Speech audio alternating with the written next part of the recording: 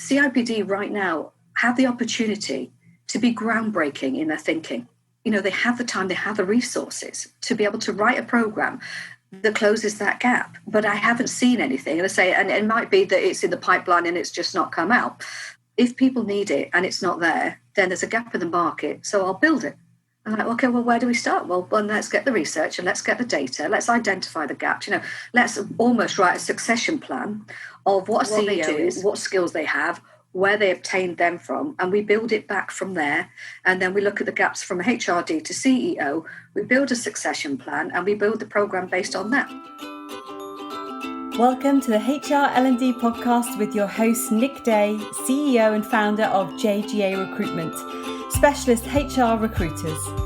Tuning into the HR L&D Podcast will help you to discover strategic growth concepts, leadership development strategies, and the values and behaviours that drive organisational change and success.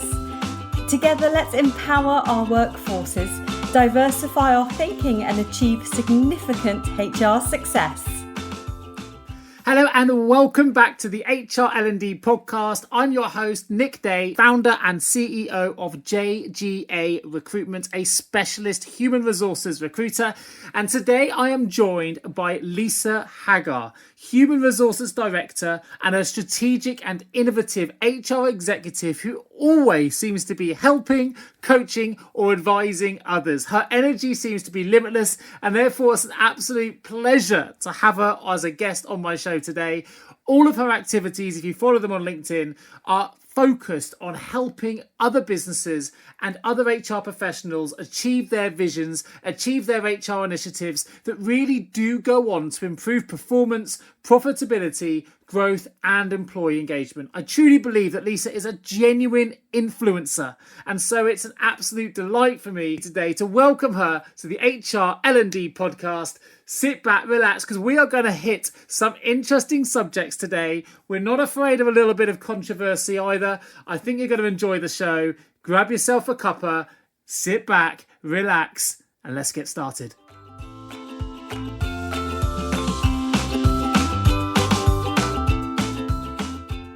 So I'm going to jump straight in, Lisa, if I can. I know that you're currently putting together a program to close the gap between HRD to CEO. So tell us a little bit about why you're so passionate about the subject and a little bit more about the program you're putting together. Hey, good morning, Nick. So yes, I am passionate about it for a number of reasons. But if you think about most careers, when you get to senior level, there's always the next level you can push through to. And obviously I've worked in HR for 28 years and there's not. You get to the point where you become a HR director and the next choice, depending on the size of the company, the next sort of availability in your career is going to be CPO, which again is more of a kind of an American flavour, really. Such a role didn't exist in the UK a few years ago, but now, in fact, CEOs, let's talk about that. CEO roles didn't exist in the UK a few years ago. You got to MD level, and then and that was you hit the pinnacle of your career. Whereas now we've got this influx of other roles like vice presidents, et cetera, et cetera. So we've had an influx of the terminology and the kind of roles from the US to give people the leverage to expand. Then it's like, well, what's next? And when it gets to HR, there's not really anything else. And whilst I get that there's a lot of people in HR who don't want to, there's a lot of people who don't want to get promoted. They love what they do and they're happy doing what they do and they don't want to lift to the next level. But when you have a percentage of people who are still hungry and ambitious and want to make that next change, there's nothing out there. Sure. So I talked to a number of HR people about this and it's not right for everybody. And I'm not saying it is. So, spoke to a number of people and what was quite apparent was, well, it's never really going to happen, not in my lifetime. And when somebody said that, that was really quite a moment of, well, that's quite a significant statement to make, as in not in my lifetime. Well, why not? Well, few have done it, they said. And I said, well, yes. And I've spoken to a couple of people who have, been very successful in doing that. And I'm not talking about people who have gone and started their own company and they can call themselves whatever they like and are a three-man band. I'm talking about real people, HR director level, CPO level, who have then gone into a very big corporate structured business as a CEO. And so I wanted to investigate this. So I started to do some research. And the more I researched, the more it got kind of, I peeled back the layers of like what started pretty much like an onion, which is like, well, then it became why? And so then I took it to the next level where I started to interview CEOs and ask them why. Because I had a view, the HR community I've spoken to had a view, but I actually wanted to hear it from the people who were in the chair at the moment and why they found it difficult or why they wouldn't engage with it. And the research was quite compelling. So I believe that, everybody has a potential. And so some people, they get to a level in their career and they're happy. And for some people, they're still very ambitious. So there should always be the what next. And even if you don't get there, it's the aspirational side of pushing yourself to get as far as you can go. And I think from a HR point of view, that's lacking. Now, get me by no means is HR a victim in this. What I'm hearing at the moment for a number of things, when we talk about HR, everybody goes to the very typical conversation where HR needs to be on the board more, HR needs to be this, HR needs to be that. And it always comes across like HR is the victim, and I'm not saying that at all. What I'm saying is let's build an arena where we can for people who want to. It should be a choice, not something that you need to, have to rebuild every time. So that's why I'm very passionate about it, because I believe there's an awful lot of people out there who have the potential to be a CEO. In terms of business, it's about people. I see it from a recruitment side of things. So I guess since I've been doing HR recruitment, you're absolutely right. The kind of people that I've seen that tend to get to that crossroads where they go, you know what, I don't know where to go now. I've been in HRD for a number of years. You do tend to find at that point, they either grin and bear it, if you like, and therefore the only way they can really progress their career is to go to a business that's bigger and bigger and bigger. But then every time you go bigger, it becomes more bureaucratic. And actually sometimes you can lose some of that opportunity to be, to really have an influential change at strategic level, because there are then more heads of and more departments, sort of board members you need to sort of rally into to be able to make decisions. Or they end up leaving the business to set up their own HR consultancies, which is a great move for people, but it's not right for everyone. And it's still a very different move to being a CEO in an established firm. So I definitely think there's a gap there that we're seeing. And I do think there needs to be some shift, because at the moment, traditionally, CEOs tend to come from financial backgrounds. They tend to be FDs that move into that kind of position. And I don't really see why there is a shortage of HR directors moving to CEOs. So it must have been quite challenging for you to write this program. Have you had any kind of objections from the financial community, for example, the FDs that are looking to make the same transition? So when I interviewed 45 CEOs, let's say predominantly 2/3 were from a finance background and had come through the FD. There were a few from sales, because again, that in itself, if you look at the history of CEOs, it kind of goes cyclical in terms of it's usually FDs and then it tends to be sales guys and then tends to be, some operations people, then heavily back to finance again. And it comes back to the perception from what I spoke to, the CEOs, which were from small, medium enterprises right through to huge corporate brands, is one of the reasons that they lean towards, they're very mindful of their words, they lean towards sort of having a financial-based person was because they know how to run a business, and a business is about numbers. So, of course, I challenged that and said, well, yes, I agree that business needs to be run, a smart business, you need to understand the numbers, but you also need to understand people. Because whether that's your employees, whether that's your stakeholders, whether that's your clients, your customers, your services, the products, they all stem, the common denominator that runs through all of them is finances and is people. So with that head, it's like, well, then why not teach the HR community finance? I'm not saying they have to go and understand every moving part, because it's not about them becoming, having a finance degree to understand how financially the business runs, because it runs on a number of things. So the interviews with the CEOs was really quite compelling in terms of their perception. And did I get laughed at a few times? Yeah, absolutely.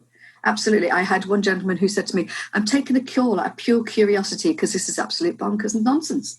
And I was like, wow. Okay, great, bring it. Wow. Yeah. So it had made a few people nervous, because I asked some very difficult questions that they found difficult to answer. They couldn't answer, or they didn't want to. So that was also quite interesting as well. I'm going to ask a potentially sensitive question, because if you look at some of the CEOs you must have asked, I don't know if you're asking FTSE 100 CEOs or what kind of firms they're asking for, but at the minute there's clearly a lack of female CEOs in the FTSE 100. I think last time I checked, there were 5. I don't know if that's changed during the pandemic, but there were only 5 female FTSE 100 CEOs last time I checked. I think we had Emma Walmsley at GlaxoSmithKline, with Garfield at Severn Trent, Carolyn McCall at ITV, Alison Britton at Whitbread, and Alison Rose at Royal Bank of Scotland. But you mentioned just then that you spoke to a guy, first thing, who then kind of laughed and said, this is bonkers. Do you think that your research was more challenging because your gender, Lisa, coming in as an HRD, proven, as you say, 20 years, solid track record. Do you think that some of the guys you were speaking to felt threatened? Do you think gender has any part to play in why HR directors aren't making it to CEO? Or am I just thinking a little bit too far off tangent? No, and probably say something that will resonate with a few and make a few people very uncomfortable with this. In terms of HR, if you look at it, and then we'll lead back to the CEOs because it makes a natural correlation there. In terms of CIPD, anybody who's in HR, predominantly it's female. And then when you get into management roles, it's more of a blend, but still heavily female. Yeah. And then when you get into the senior roles, if you look at the actual, CPO roles, most of those are male. Now, don't get me wrong, I know some very amazing HRDs who have been turned down for roles because they've been male. So I'm not saying that this is, me flying the flag for ladies and saying, well, why shouldn't we? Sure. But, I understand that the discrimination element is also there for people at the top. So I know quite a few people who have been male who have been overpassed on a role and they've gone with a female because they see it as women are better at the social skills, the soft skills, those types of, because they still have this opinion that HR is about tea and pink and fluffy and unicorns, and it's a very transactional admin-based role that we help, the people that aren't doing so well, and they still really don't see it as a true business partner in every sense of the word, because they don't see that HR is a revenue-generating department. Sure. We're always classed as a drawer on the bottom line. So in terms of HR itself, it's female dominated until you get to the top, and then it starts to change quite significantly. You have most of the people who are male who've gone into the other roles, the senior roles, haven't actually come from HR background. They'll maybe be a director somewhere else and then gone on to be a HR director or CPO. So they can cross over from one department to another, whereas few females actually be able to do that. And I talk with conviction on that. I have done some research on that. It's not just me sort of making some blasé statements before anybody has gets the stakes out there. But it's so in terms of CEOs, when you get to the senior position, yes, they are predominantly male. And so I think that's because, again, in terms of areas like finance, you'll find that, again, it's heavily dominated with males at the top. So by default, the percentage is just going to push through to be the same. And so I do think the gender has a lot to play in it. And that's a whole different topic that you and I could talk about for days, to be fair, in peeling that one back. But I do think it's more difficult because one of the biggest barriers is perception. And I'm going to tell you something, a bit of feedback that somebody had said to me as well, which, really gets that point in. So perception. And when I spoke to one of the CEOs, we talked about why, fewer women make it to the top. We talked, slightly off-piste. And one of them said this. Now, bearing in mind, this is 2020 we're in now, yeah. And we're talking about equality for a number of reasons. What he said was, why would I promote somebody who'd been off for a year having a baby? How can they possibly be considered for a promotion when they've been out of the business versus, my right-hand guy who has been in here the whole time? And so that absolutely shocked me because, that's penalising people for taking time off to spend time with their children. Sure. And obviously now we have, shared parental rights and men can take more time off, whereas that, a few years ago that didn't exist. As it does now, but few do it. If you look at the statistics, very few guys take as much time off because, again, predominantly they are the main fee earner, they are the main wage earner. So it makes sense for the person who earns the most to carry on working and the person who isn't to stay at home with the children. And so there's a whole big topic that that we could pull apart on that. But in terms of answering your question, mostly of the negativity I got and the pushback I got was from the male CEOs because not so much nervous, but because they didn't validate it. In terms of male or female. They were just saying, well, HR couldn't be the CEO because of. They're using social reasoning, really, but an old school thinking in terms of social reasoning to justify it. But, you talked about stats, and you mentioned that, you don't want to come out with stakes because of the things that you mentioned. I mean, statistics from my side, we do a lot of statistical analysis on the HR profession as an HR recruiter. And we gauge the HR industry to be approximately, in the UK, about 71% female. So if we're not seeing 71% of women moving through to the more senior roles, then clearly there's an issue there. If we're seeing more men get the more senior roles when they're only representative of 29% of the industry at the HR ground level, then clearly there is a problem that is absolutely worth highlighting because it's real. And then if you look at it on a broader scale, and there's an American study, I think it was the Forbes study, but of the top 3,000 companies, and I mentioned 5 CEOs, female CEOs in the UK, but the top 3,000 companies across the world, only 167 of them, are being led by female CEOs, and that's under 6%. It's a really low percentage. So clearly, as you say, we could talk from a whole new subject about that matter, and that's not really where one necessarily was meaning for it to go. But it's absolutely right that it gets highlighted. Now, you mentioned right at the start of this that of the answer to your question, you referenced the CIPD. So where does the CIPD, in your view, fit in with the route from HRD to CEO? Do they have a part to play? I mean, they're the Chartered Institute. I would imagine they must be pivotal in helping HRDs to become CEOs. Have you had any involvement with the CIPD? What's their role at the moment? In terms of, what are they doing? Now, I can't sort of make any sweeping statements about what they may have in their pipeline because I don't know. And I would be lying if I said I did. But this for me is where I personally, if I think about my career, where I'm left disappointed. Because CIPD is the Chartered Management Institute of Personal Development. And even in its name, if we think about it, and I'm not talking they should just do a whole rebrand piece for the sake of it, but personnel development, the word in itself, it goes back to the 1970s where it was a personnel department, where it was very transactional rather than transformational. And I don't believe that despite, obviously, when you're starting out in HR, you study and you do your CIPD, you do your level 3, your level 5, your level 7, and that all makes sense. And when you're going through that journey, I think the CIPD personally is very, very good at that. But I do believe that since becoming chartered, that they've lost their way a little bit, and it's now more about academic piece and work and output with kind of the undertones of what business and the commercial needs versus the other way round. And so, like I say, so it's come more of an institution rather than where you went to transform yourself.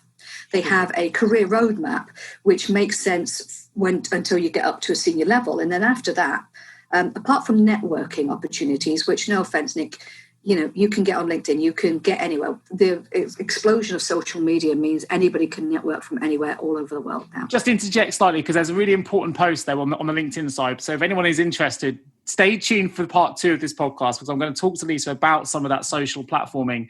And Lisa is one of the most profound LinkedIn users from an HR perspective you're going to come across. So if you want to find out how to really start networking and leveraging and utilizing LinkedIn better, keep listening, because a little bit later on, I'm going to be asking Lisa how she goes about doing her posts, because believe it or not, she gets over 1 million views to some of her posts. So stay tuned for that. Sorry to interject, Lisa, but it's a really important point. And there's a lot of people who want to get more visibility and use LinkedIn better. So I'm really keen to have that conversation a little bit later on. No, that's all good. It's all good. So so in terms of what they provide in, from their membership, is a number of things, I think, as you're going, transforming yourself through to your career. But when you get to the kind of the senior level to director level, and like you say, you've identified earlier, there's so many people that then go, okay, well, now what?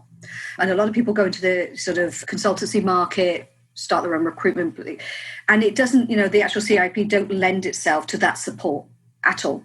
And so there's nothing there for anybody who wants to go off and do their own thing in terms of consultancy, or very little. And then I don't actually see anything, because if you read the CIPD magazine, they did an article, I think it was last year, about they highlighted a couple of people, HR, who had then successfully gone on to be CEOs. And whilst the article was good and it was amazing to read about such success with people, what it then didn't do is say that it's building something for the future, because somebody needs to build it. If there's a need there, and I can assure you there is a need there of that type of, say, CIPD right now have the opportunity to be groundbreaking in their thinking. They have the time, they have the resources to be able to write a program that closes that gap. But I haven't seen anything. And I say, and it might be that it's in the pipeline and it's just not come out, or it's not been promoted, or we just don't have visibility of it. So I will stand by that. So what I've decided is like, well, if people need it and it's not there, then there's a gap in the market. So I'll build it.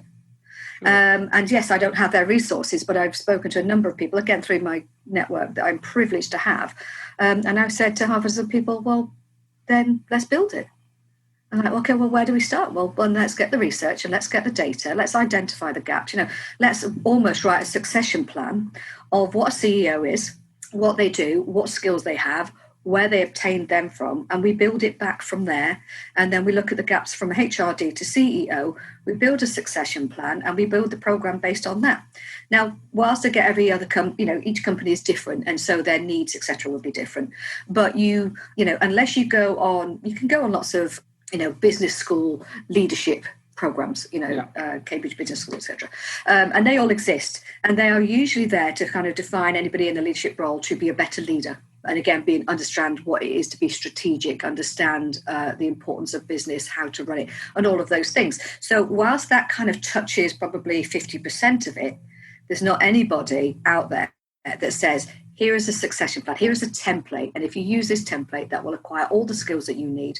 And it won't be a 5-minute job, Nick. It's not going to be a 2-day one and done. Sure. It will be over a 12 to 18-month period, because it's a proper succession plan. But in obviously any role I've ever gone into, I've written succession plans from ops directors and FDs to go into CEO roles. I've wrote them. So I know what needs to go in them, but then it was a slightly different lens with the HRDs, because again, it's about the 3 things that are the blockers that came from the research I did was the perception of HR, because again, it's seen as transactional rather than transformational.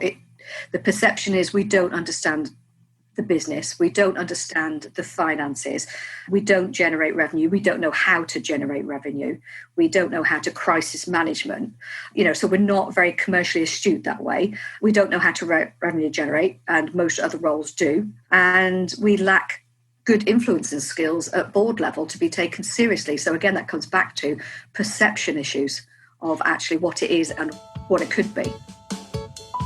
Have you ever asked yourself, how can any recruiter understand my HR recruitment challenges?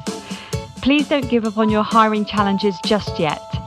Here at JGA HR Recruitment, we appreciate the difficulties associated with attracting, recruiting and retaining top human resources talent. We also understand just how costly a poor hire can be. JGA HR Recruitment would like to partner with you to help you overcome your hiring challenges.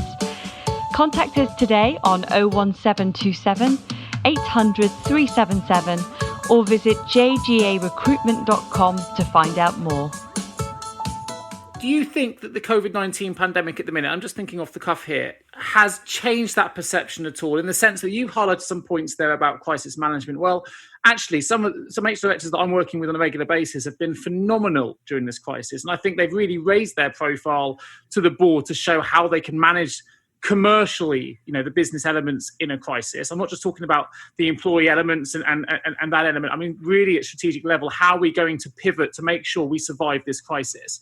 And I think there's been some amazing input taken by boards from HR directors and how that's managed. But that's sort of one side of the coin. On the other side of the coin, unfortunately, I've seen a high number of very strong, skilled, very, very competent HR managers, HR directors be made redundant during this crisis in what I would argue, looking at it from outside in, obviously I don't know the inner workings of some of these companies, would seem like a slightly knee-jerk reaction to make some of those calls as quickly as some businesses have, which would then also argue that maybe they are still, underappreciated and not considered in the high level. But it's kind of two-edged coin, really, because I've seen some really good work, which you would think would then go, actually, this really highlights the role HR directors can play in making a business more commercial and making that step towards CEO on that side. On the other side, you're then seeing these great people be made redundant almost in the first tranche of redundancies as well. So they've kind of haven't valued them. So how, from your perspective, I guess my question is this, how has COVID-19 changed the perception, or has it changed the perception for HR directors going forward for boards, or has it improved it, or do you think it's done the opposite? It's a great question. In terms of your first one, which is about yes, there has been some incredible people out there who have just almost pulled rabbits out of hats, haven't they? I mean, if you think about just a simple concept that we're all now working from home. And some companies wanted to kind of dip the toe in the water with that and say, we could work from home and we could get there. And you've got some sort of nervousness around that for a number of reasons. And, we can talk about that another time. But the fact of the matter is we had to switch the lights off and switch them on at home and be working in, 36 hours for a business to still function. And we've done it. We've done probably what would have taken us 5 years at the pace we were going because we had to. Okay, we ripped off the Band-Aid and said, this is it. There is no plan B. Make it work. Sink or swim. And they've done it. And some people have done an extraordinary great job there. And most people even struggled have done very, very well. We've carried on. So I have to applaud everybody who's like, say, been up for 36 hours planning on how do we do this? How does that plug in? How's that going to work? What's the security?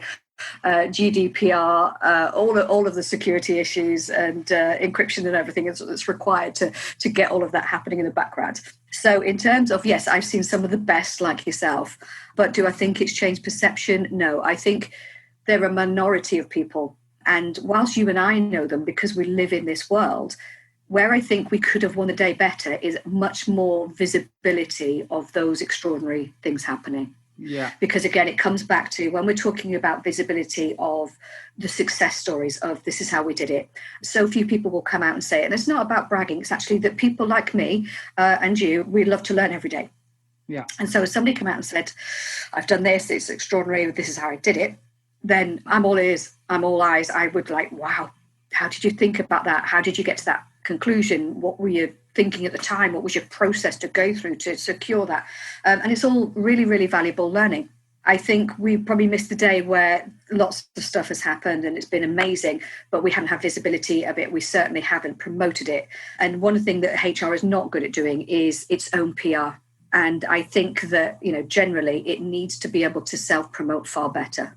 It needs to be its own marketing department within itself to break down the barriers of perceptions because many of them are incorrect. But the same way as when you see, obviously, COVID's hit, people have to make some tough financial decisions and people have lost their jobs as that. Now, obviously, there's many outside of the HR community, but if we just stick with the HR community for this point, what's interesting is, like I say, so many companies have seen it as, well, because we've got less people because they're on furlough or because the people agenda is no longer relevant because we're fighting for our lives, then we don't need HR right now. So lots of people have said, well, where we've got a manager and a HR director, we just need one instead of both. Where we've got 2 HR business partners, we just need one and an admin person. And everybody's kind of downgraded their people department for the practices of saving money. Personally, I think it's short-sighted. Because again, what you're left with is a number of still very frightened people. You end up still having that whole survivor syndrome with people. And, one of the HR skills that you have where many lack is that empathy, is that emotional intelligence. And you've got to still be able to engage your people to deliver whatever it is that your business is doing, product or service. So those key people with those key skills you're taking out of the business. So it's almost like the business saying, well, we don't really care about all of that. We just need people to come in and get the job done. So in certain aspects, from the HR perspective, we've gone back 20 years. And so we will then have to go back and fight for the right to be recognised and be included as a strategic business partner in certain areas. For me, we've lost so many years and we're going back to scratch again. But that's also, from that point, if I think about the CIPD as the chartered institute for our arena, for our sector, I challenge them, and this is probably quite a provocative thing to say, but there is, you'll understand the reason for it. In terms of the CIPD, there are so many people on a daily basis. I lost my job through COVID and had to struggle to find the next opportunity as well. So I talk with conviction on this, is what are they doing to help support the HR community who are now out of work? And I'm not saying they have all the answers, but I myself have given a lot of free time, personal time to help people write CVs, give them some career advice, give them some coaching, give somebody confidence advice, help them with their mental health, because that's a huge problem right now. And people like yourself are giving up their time to help and support people because it's the right thing to do. It's got nothing about business, Nick. It's about you and I being human beings, paying it forward and knowing full well that everything will come back and and you get it back what you give out. Yeah. And I don't see that from the CIPD. My challenge there is, what have they really done to help their own people during this crisis?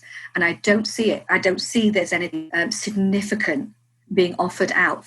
And it could have been something simple like, they have their events and you pay a subscription, you pay for if, you're a member versus if you're a non-member. Well, why don't you just roll out some extra ones for free? Because it's the right thing to do right now. And you're still supporting the community. And when they're in the position where they have a job, they then can take back up the membership, because surely their membership fees have dropped. People have cancelled it, or people have dropped out because they simply aren't in the position to be able to afford it right now.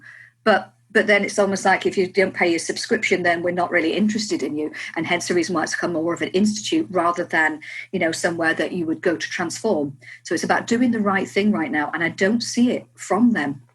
And I haven't seen it. And so, for me, I would have expected better. I would have expected more, and certainly far more innovation about helping the HR community to deal with this destruction that's happened, and actually help them, equip them with skills to be able to help others right now.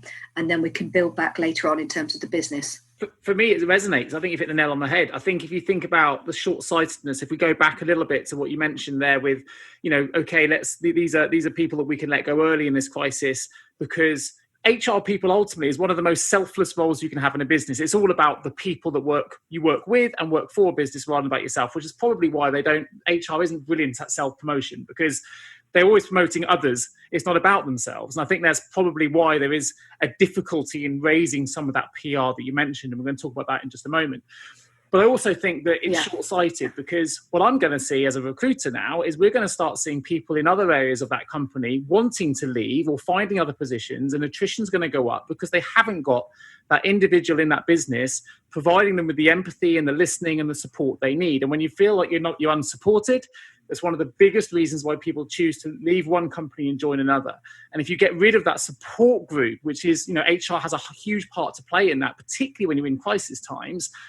Companies may see it as a quick salary saving now by letting that HR person go, but the reality is a bit later on down the line, even when things recover, if people don't feel supported within their businesses, they feel they've got nowhere to go to. The critical hires in other roles, whether you're technical, whether you're developing, whatever it is you're doing, are going to start going.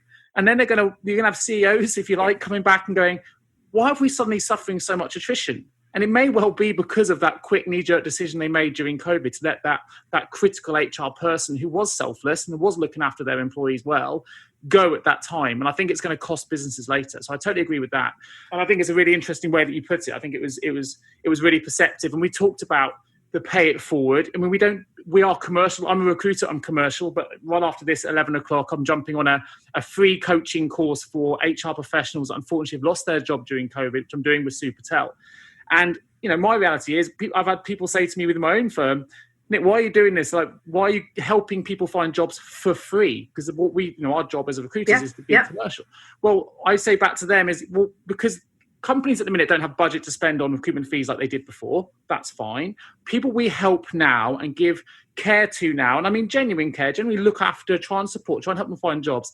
Later on, when the market recovers, I hope they'll remember us and say, actually, I've got a position you might be able to help us with. You really helped me for free back in the day and you were amazing support. Can you now help us commercially with this particular vacancy? And it is a pay it forward thing. And there's obviously a commercial reason for doing the things that we do because we have to work to live. But we can definitely do more, whether it's through podcasting, whether it's through free coaching, whether it's through just giving advice and support. And Lisa, you've been phenomenal at doing this online. I think it's worth talking about that. Let's jump to LinkedIn quickly. Your last post got over 1 million views and tens of thousands of comments. You are one of these people that is putting yourself above the parapet and you are making yourself visible, sometimes controversially, and that's fine. You're very open. You're very open to taking criticism as well, which I think is great. If I was to say something about your post and you felt it had merit, what's wonderful is you'll say, you know what, Nick, I hadn't thought about that.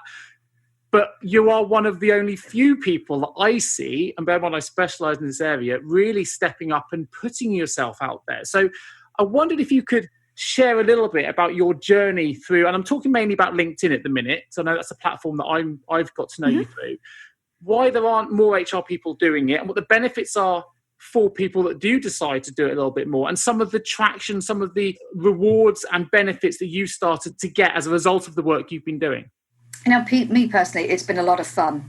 And it started off because, again, I wanted to give HR more visibility. And again, if you think about it, regardless of which company you work for, it's about, again, getting to a point where you're recognized as an expert in your own field.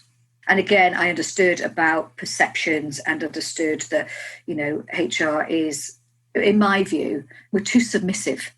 And so I had a conversation with somebody around marketing, and they were talking about branding and stuff. And something just really resonated with me. It's like, at that point, I then realized, actually, do you know what? I need to market me.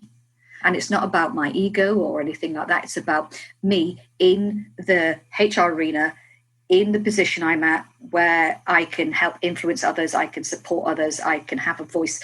And especially as a female, a strong female, I've had lots of adversity during my career because I'm a strong female.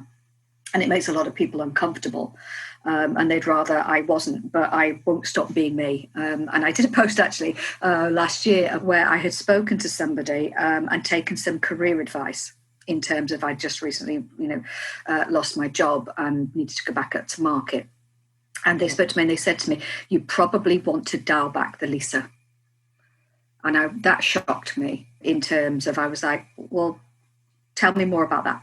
And they said, well, because you're strong, because you have a huge voice, because you have a following, you need to dial that back a bit.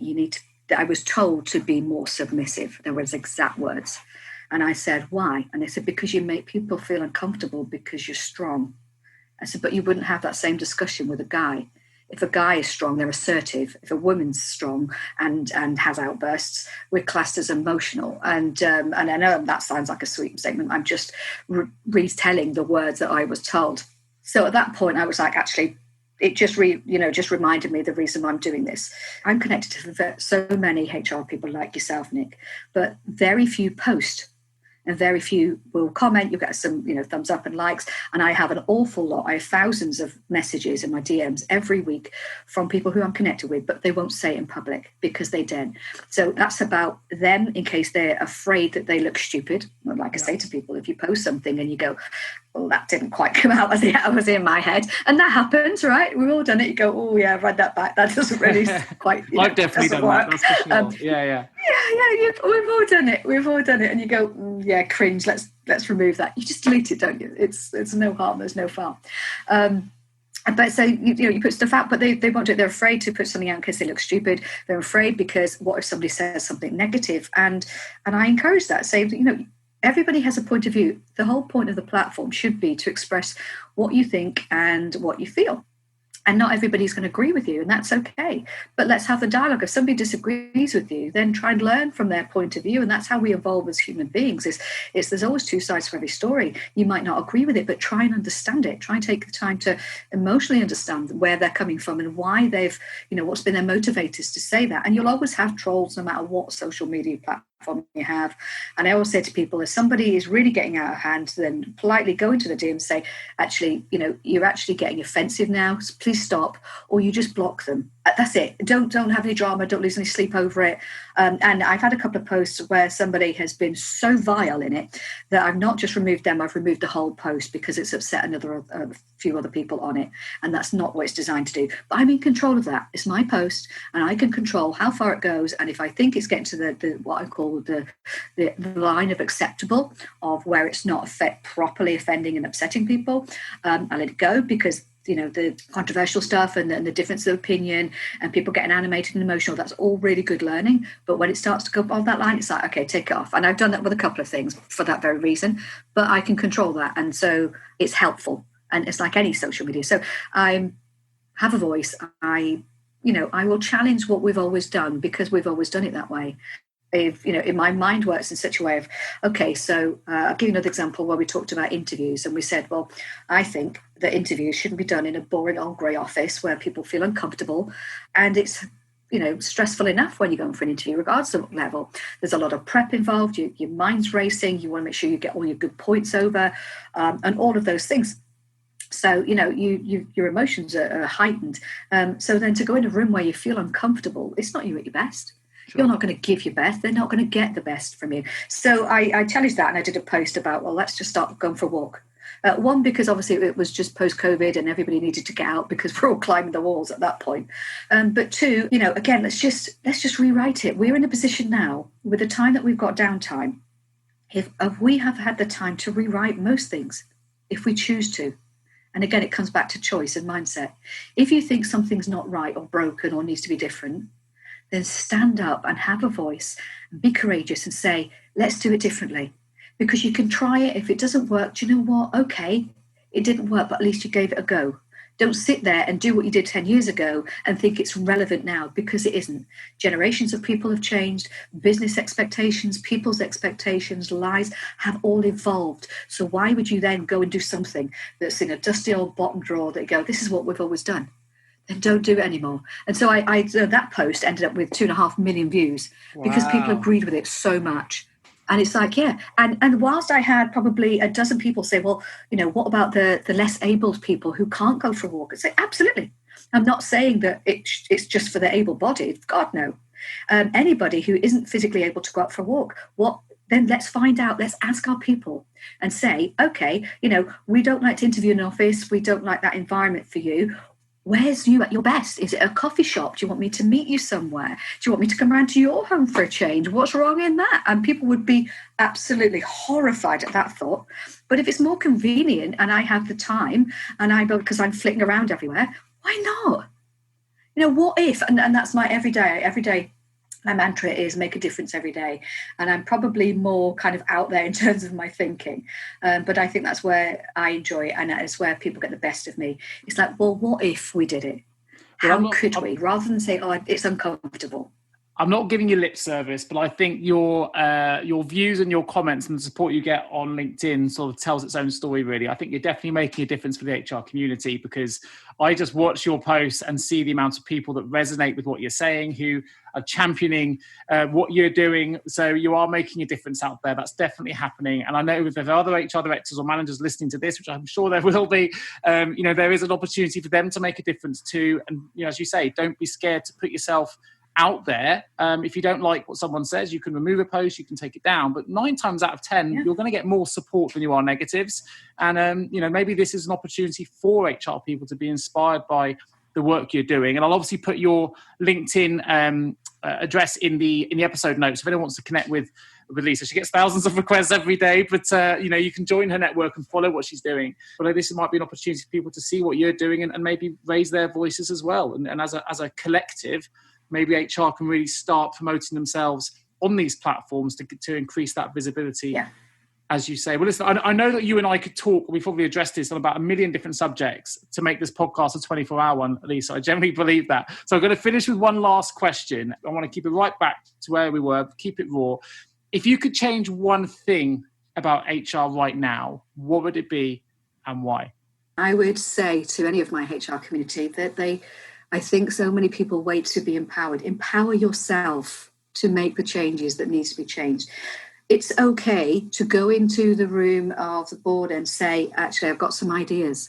And I wouldn't rock up in that way. But again, if you think that something needs to change, be courageous, empower yourself to go and let the right people know what that could look like. Carve some time out where you can have a voice. And if you need support with that, get the support that you need. Don't be fearful. And again, I have mentors that have all given me an awful lot of support over the years. Do whatever you need to do to get what you need to get to have a voice, because don't be afraid. And so there's too many people that are submissive. Come out of the shadows, break the glass ceiling, don't be afraid. And so there's one thing I could change is the HR community need to kind of stand up and say, we are here. We can add so much value to your business. And this is the reasons why. And if you don't know how to commercially be able to take that, an idea and put it into commercial a framework so that the board get it and the finance director says, yeah, here's some budgets, go and do that. That's going to add value. then get some help, because there's enough of us in the community to ask those questions, to get the answers, to be able to do that. But I think, again, it's the more we promote ourselves as experts in our own right, but not experts of tea and cuddles. It's, and that's how we're perceived right now. So it's the perception. And the only way perception is going to change is by action. And that's the same for anything. That's quite, that's not just HR specific, that's all sorts of things. But unless we start taking firm actions to change the perceptions, we will be doing what we've always done because we've always done it that way. And that to me is such a great injustice of people's talents and the capabilities of what the business could do if it just opened its eyes and changed. Got out of its comfort zone. Summed that up perfectly. Well, listen, Lisa, thank you so much for joining me today on the HR L&D podcast. It's been an absolute pleasure. I think anyone listening to this is going to come away with so much to think about, which is what this is all about, really. Trying to give some people something to take away where they can think, how can I make a change? What can I go and do? And I think there's a number of implementable things there that people can take away. If you're not sure, then listen to this again, because honestly, there are some absolute gold nuggets of information I think you shared with us. I really appreciate you joining me today on the show. Of course, if you are an HR or L&D professional listening to this podcast and you've got an HR, HRIS, L&D or similar related vacancy that you need some specialist support with, I know we're in difficult times. I know there's a huge network of people that are looking for new positions. I guess one of the things I would say is always make sure you're trying to recruit someone who wants to work for you as your brand, wants your job, not just any job. And that's something that I can really help with. It's a very time-consuming process, recruiting and going through hundreds of applications right now. If you want to spend your time on the more strategic tasks and need someone else to really go through that shortlisting process, then we're here to support that as well. You can get in touch with me, nick@jjrecruitment.com, or give me a call, 01727 800 377. That just leaves me to say thank you so much for listening. Thank you so much, Lisa, for joining me. And I look forward to bringing you the next episode of the podcast real soon. Thank you, Lisa. Thank you, Nick. Appreciate your time. Thank you so much for tuning into the HR L&D podcast with your host, Nick Day, CEO of JGA Recruitment Specialist HR Recruiters. If you need any help with the current HR or L&D vacancy, then please get in touch with Nick and his team. All contact details can be found in the episode notes. In the meantime, to make sure you never miss a future episode, please subscribe to the show through any of your favourite podcast channels. Till next time.